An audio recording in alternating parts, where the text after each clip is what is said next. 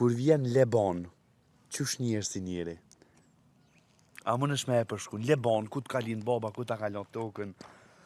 Është shumë interesant, çdo herë mlefi vendlindjes, çdo herë rruga ku I kam kalu fëmërinë time këtu, është shumë një mlef I madh, një emocion I madh, kur vi nga mërgimi dhe kthehem rrugës time ku I kam kalu 20 vite ma heret këtu si fëmijë, ku kam lind, ku kam jetu, ku jam shkollu, ku kanë qenë një gjendje jashtëzakonisht e vështirë gjatë e pushtume si vend, s'di si t'ju përgjigjem në çfarë mlefi kemi dhe çfarë malli kemi për vendlindjen tonë.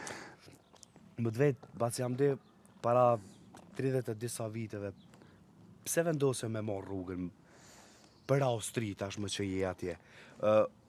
Unë e di përgjigjen realisht, po du me dëgju në fakt nga ti. E thash në fillim për I theksoj që e mort rrugën për ndoshta për një jetë më të mirë, tu bazu në situatat që kanë qenë në Kosovë. Që gjete vetën atje?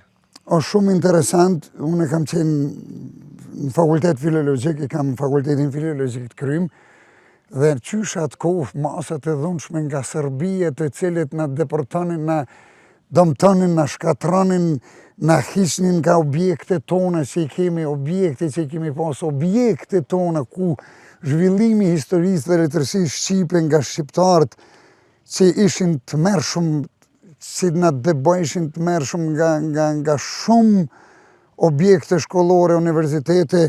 Unë e përfundova fakultetin filologjik, isha I martuar atëherë dhe mora rrugën në mërgim, ku kam shkuar si një kohë të shkurë derisa një situatë përpiqet të përmirësohet ose diçka, kaluan më tepër se 36 vite në gërbet.